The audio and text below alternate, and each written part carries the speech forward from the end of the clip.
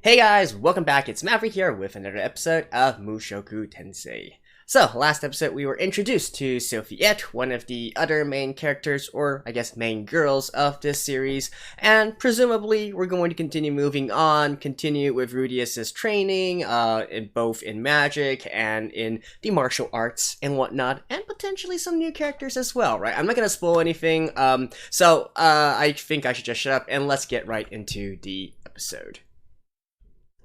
Alright, let's begin in 3, 2, 1, play. Yeah, quick intro there, but again, with this series, I kind of want to I don't want to talk too much in terms of the opening.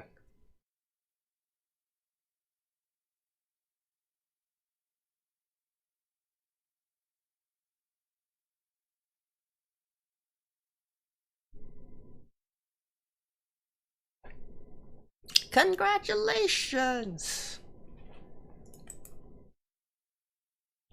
Congratulations.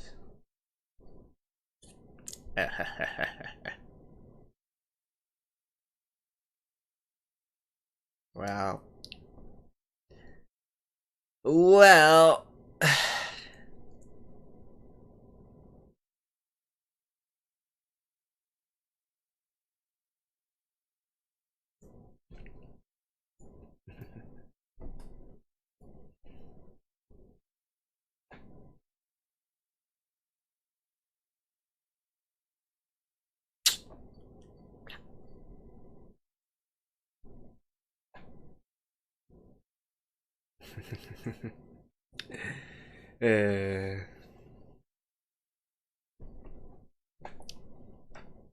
That was some quick development, wasn't it?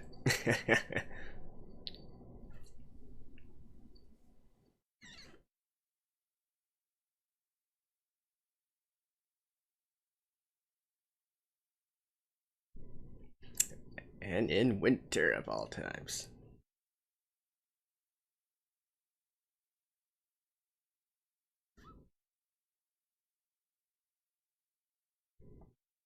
Okay, really setting the mood here.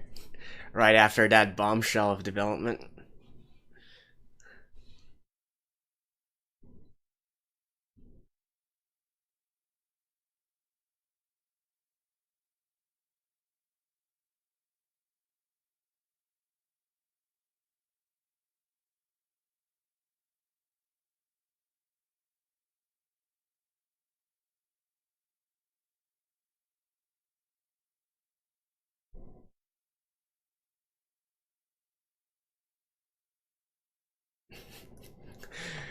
Alright, they're really trying to set the mood here.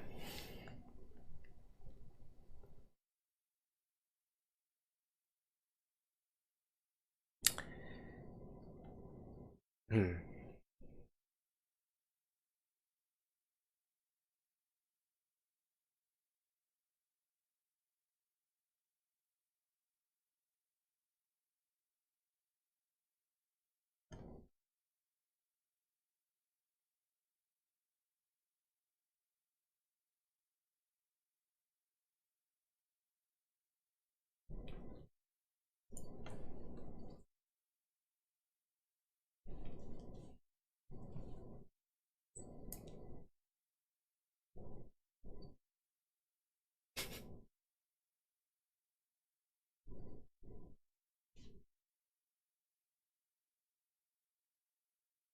Yeah, that's definitely not the correct decision here.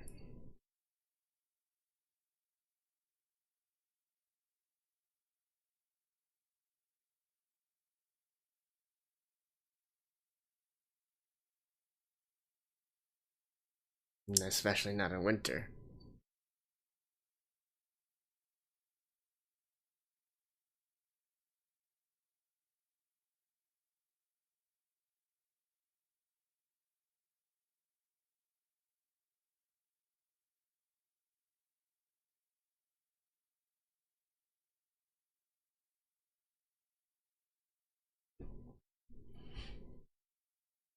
I mean, obviously, I'm trying to bite my tongue as to not spoil anything.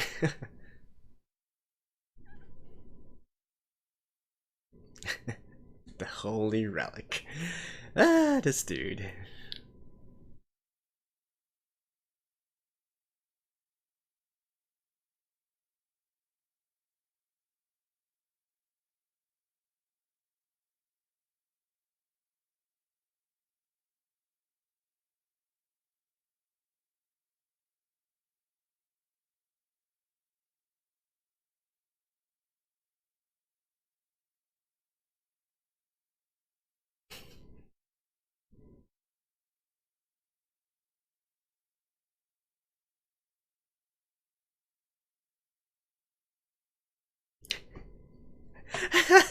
This dude.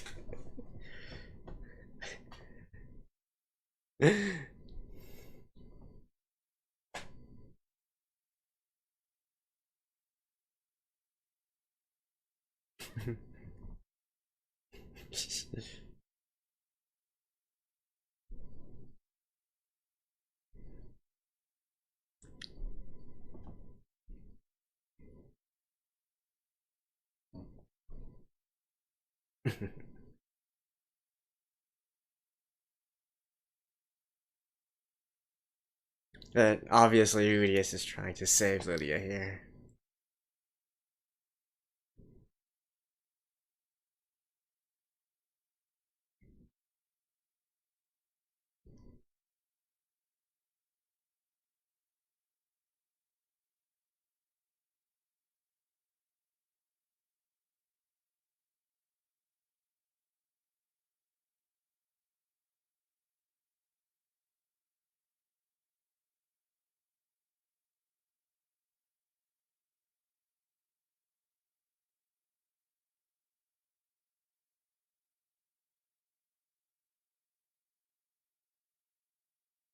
Maman.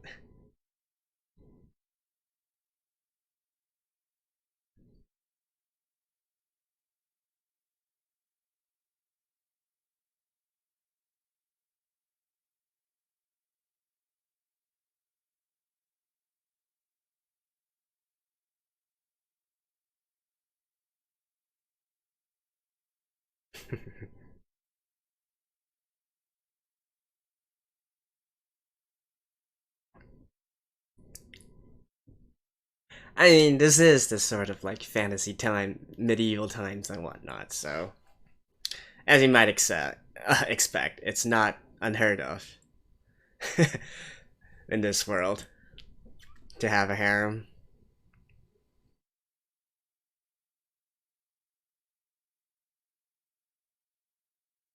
Yeah, I think from the past few episodes, we've already seen that Paul is quite attractive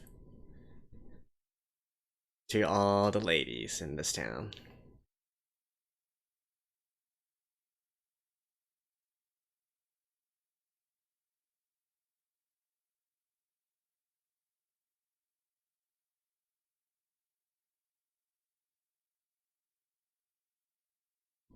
Obviously, the door was left open on purpose.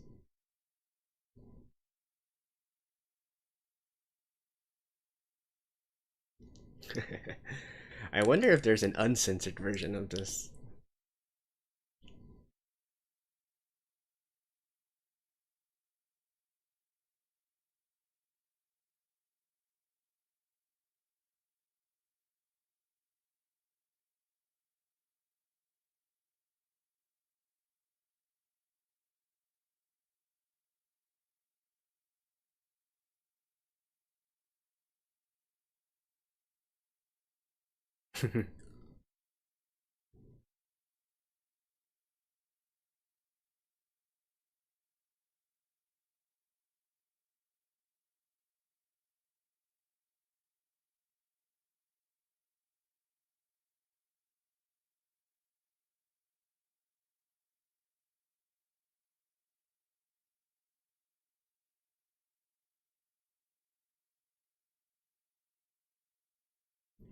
It all turned out to be okay.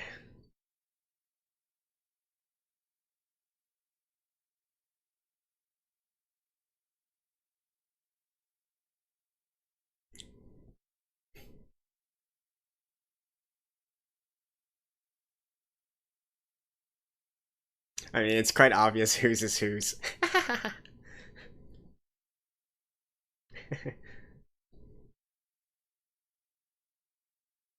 Well, of course. That's because Rudy is not exactly a child, but anyways.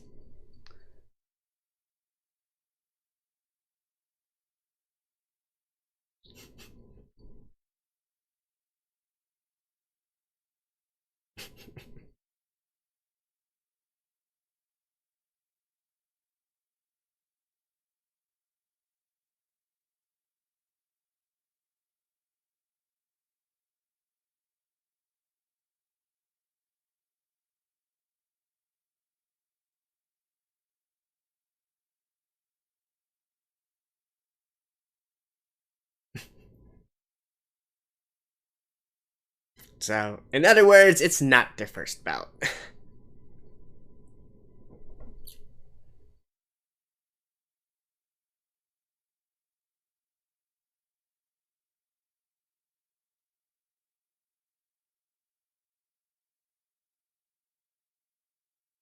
Okay.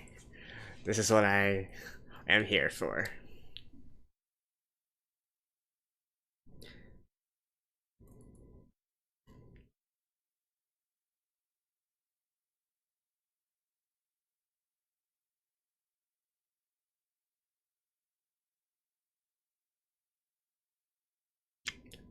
Although, the smart thing to do would be to utilize all the streams that you have. Come on, Rudius.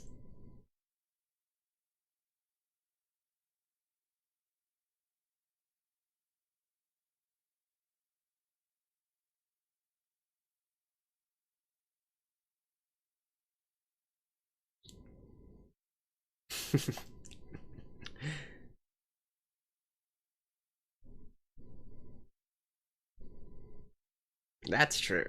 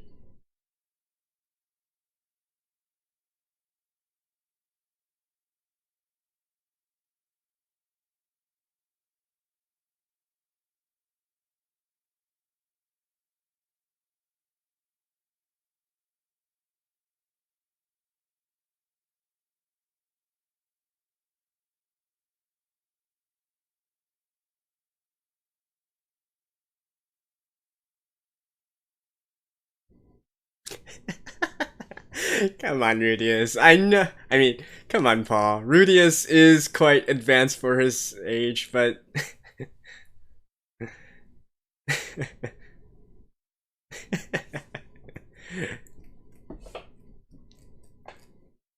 You're one to say.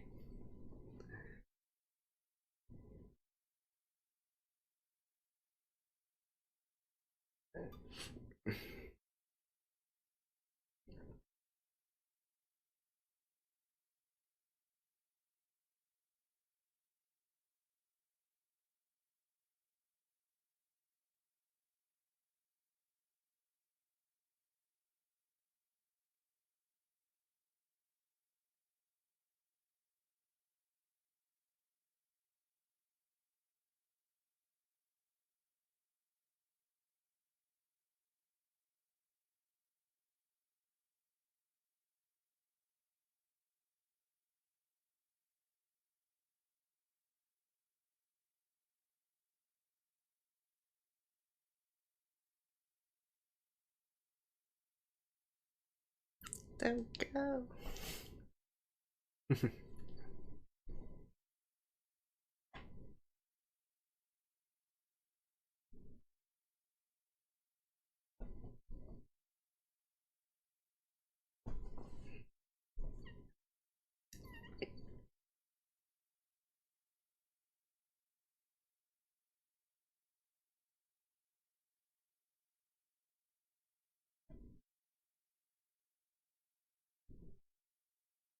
No, that's an interesting question here, right? Like, Rudy still hasn't gone for like what he wants to do in this life yet.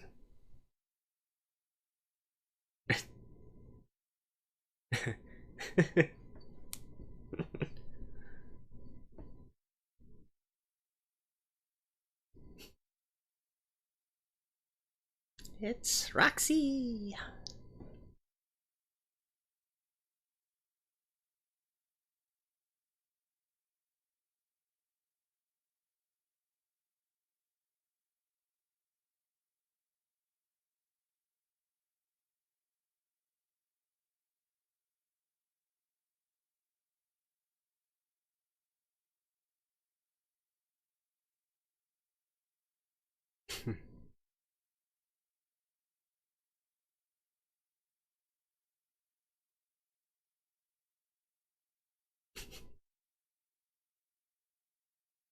King class.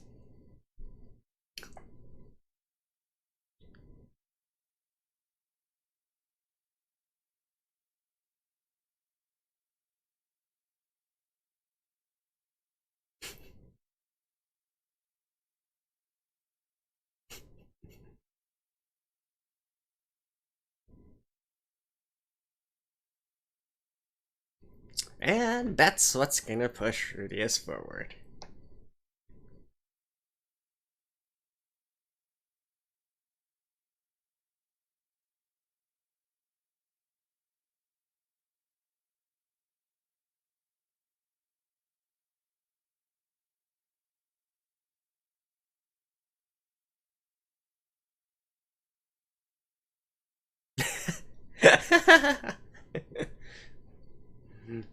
She found out.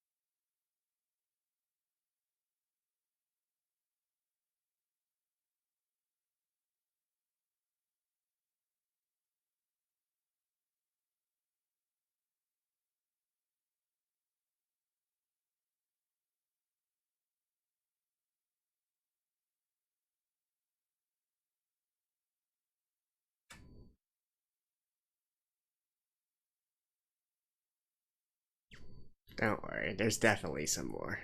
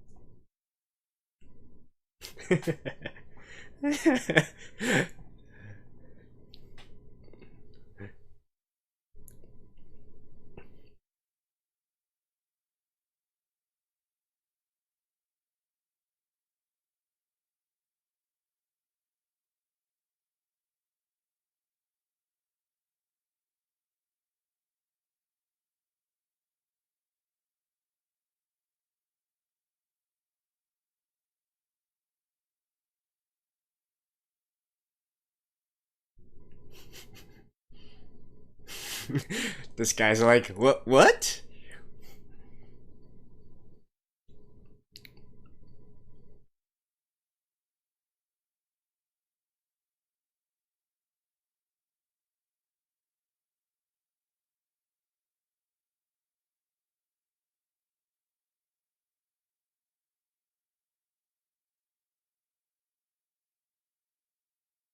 Go!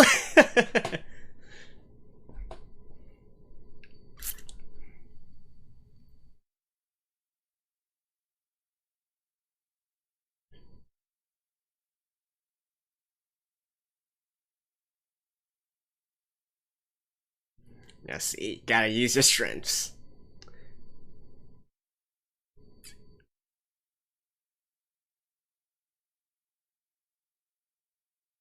Oh.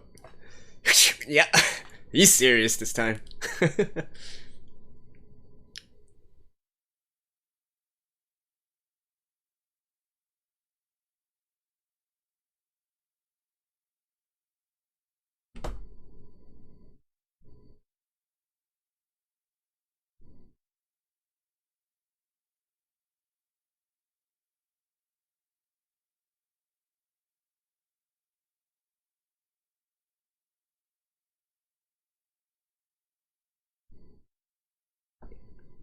Oh.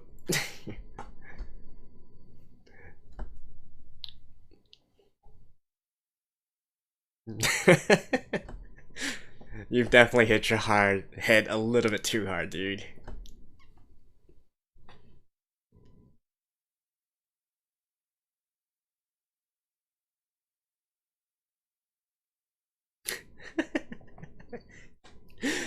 Uh, Definitely funny. Alright, that was quite fun. I will see you guys after this. Alrighty, that was episode 4, and this episode, I guess you could call it, what the Japanese like to say, a Chotenkai episode, right? The same thing in the chapter as well, and this is typically used to describe a chapter or an episode where we have some extreme and unexpected development here, right? So in this episode, we had 2. One was the entire situation with Lilia, and then, of course, we have the ending there with Rudy is being sent off to who knows where. And I'm not gonna spoil anything, but, you know, I think you guys can, for those of you who are blind watchers here or watching for the first time, you should get a feel that this is not just your ordinary bout of adventure or just to do a temporary job or whatnot. It's gonna be a little bit longer than that, but we'll see the full extent of it by the next episode. And I do like how they sort of hinted at the situation here as well. So, you know, without giving anything away, do pay attention to what Paul asked Rudy right before, you know, they started the entire conversation, and started saying their goodbyes and stuff, right? It had to do with Sophiette. And indeed, you know, it all ties back to Rudy and his you know, his block, if you will, in both in regards to magic and swordsmanship. And so, you know, as at the time when I was reading this, I was like, wow, that is really an extreme development. But, you know, looking back on it, it makes a lot of sense. If the how can I say it? The methods were a little bit extreme, I will say, but I guess that just goes for such a unusual situation with Rudy, who, you know, isn't exactly your average child. I highly doubt that Paul would decide to use this kind of method if Rudy was just a normal child, right? But, anyways, we'll learn more about that next episode. This is going to be quite a fun part of this early development and whatnot.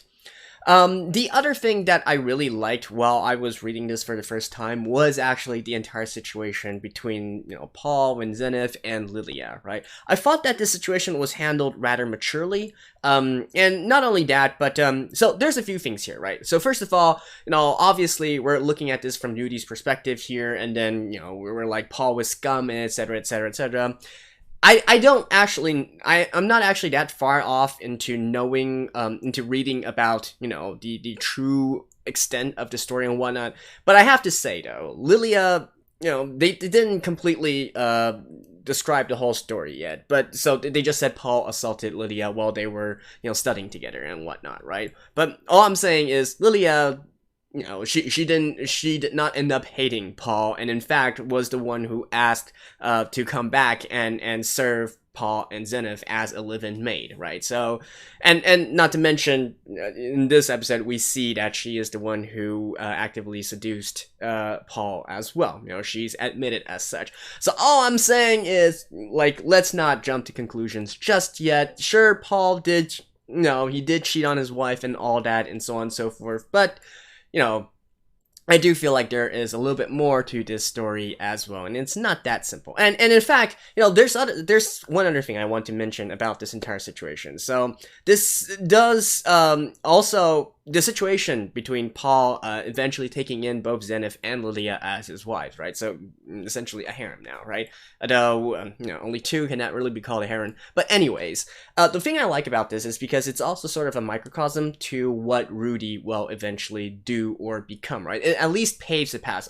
Of course, nothing is set in stone, and I certainly didn't read all that far. But even at this early point, right, we already have Roxy, we already have Sylviette, and indeed there are more girls coming along the way, so it is a harem, right?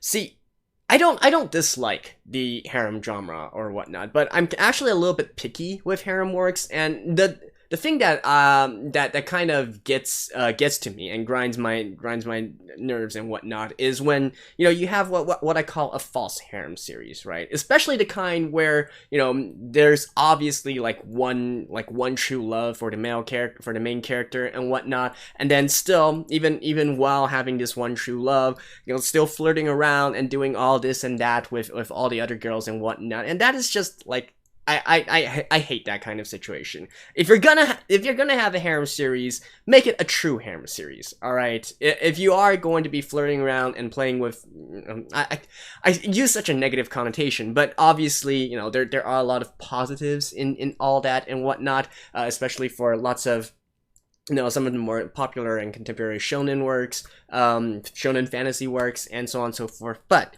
this is sort of like my principle in watching harem works, in that I do enjoy it much more if they, flat out say, yes, this is going to be a harem, and I am going to be, the end game here is also actually building a harem with all the other girls, all the other main girl characters within the series. That's just me, right? I feel like, that is a preferable situation to, having, like, especially from the very beginning, you already know who the end girl is going to be, and yet you still have all these other distractions coming forward. So it's just meaningless, right? It's just pointless, and you feel bad for both the main girl and the other girls as well, right? I don't know. That's just a quirk of mine when I watch harem works. But no, do let me know what you guys think about that as well. So basically, what this all boils down to is, because I see Paul's situation here, it gives me more confidence that the situation with Rudy might eventually evolve into more of a true harem ending instead, right? And that is especially important once you meet all the other girls, and then you also have feelings for each and every one of them. They all have their strengths, they all have things that are lovable, etc., etc. And one final thing from this episode that I was a little bit disappointed by was that they didn't really go into the extent of Paul's power here. Now certainly, it's not like he's like this national hero or whatnot. I don't believe he's at that level or whatnot, but he is far beyond your normal warrior, right? And I feel like they didn't really, even with this final, because come on, Rudy is still even with his advanced knowledge in magic and whatnot, he's still just a 7-year-old kid and still struggling, not having any actual combat experience, right? Paul just defeating Rudy isn't really all that much at this point in time, but how strong Paul actually is something I don't feel like the anime properly conveyed yet. We just see him as this dad who has some good looks and quite dashing with a sword and whatnot, and manages to get all the girls. And I feel like they're not really building up his character good enough, right? Currently, the anime is portraying him in a much more negative light than I feel Paul deserves here. So that's just me here. But anyways, that's it for episode 4 of Mushoku Tensei. From next episode on is when things are going to really start get interesting. New environment, new people, new stuff, and I'm looking forward to that one. At this pace though, I do feel like probably I have already seen everything within the first season, especially if it ends at the point where I think it will end. But oh well, I mean, I am still enjoying this. It's a great adaptation insofar as the visuals and whatnot. So let's just continue on, shall we? And that's it for now. Thank you guys. I'll see you guys next time. Bye bye.